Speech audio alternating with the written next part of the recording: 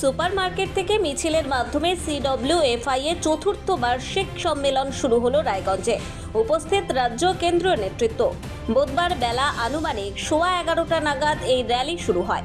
মিছিলে উপস্থিত ছিলেন সিডব্লিউএফআই অর্থাৎ construction workers federation of India সংগঠনের কেন্দ্রীয় নেতৃত্ব দেবাঞ্জন চক্রবর্তী, সিআইটিইউ জেলা কমিটির সাধারণ সম্পাদক স্বপন গুহনিয়োগী এবং সভাপতি রঞ্জন দাস সহ অন্যান্য নেতৃত্বরা সহ সংগঠনের কর্মী সমর্থকরা। এদিন এই মিছিল রায়গঞ্জ শহর পরিক্রমা করে রায়গঞ্জ রেল স্টেশন লাগোয়া ট্যাক্সি স্ট্যান্ডে শেষ হবে বলে সংগঠন সূত্রে জানা গেছে। মিছিল শেষে ওই স্থানে জনসভা করা হবে সংগঠনের তরফে।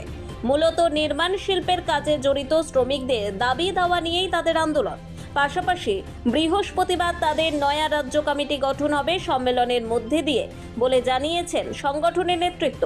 এই মিছিল থেকে আগামী 12ই ফেব্রুয়ারি সিআইটিইউ এর ডাকা শিল্প ধর্মঘটের সমর্থনে স্লোগান ওঠে।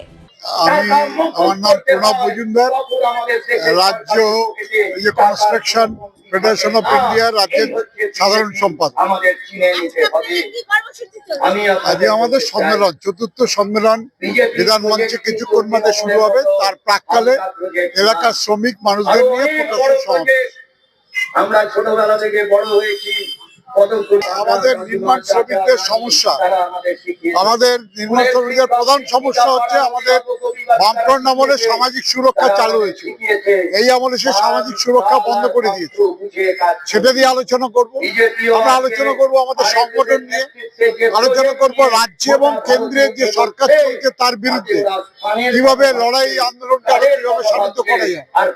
আমরা এইসব নিয়ে আলোচনা করব জনসাধারণের দাবি দেওয়া নিয়ে, বেকার যুবকদের চাকরি দিয়ে, মহিলারা যেভাবে নির্যাতিত ছিল সেই সব নিয়ে আমাদের এই চতুর্থ সম্মেলনে আলোচনা হবে। সমর্থন জানায় না সেই জায়গায় নির্বাচন, একটা বিধানসভার নির্বাচন, একটা লোকসভার নির্বাচন। আমরা সুপার মার্কেট থেকে মিছিল শুরু করে এখানটায় মিছিল করলাম।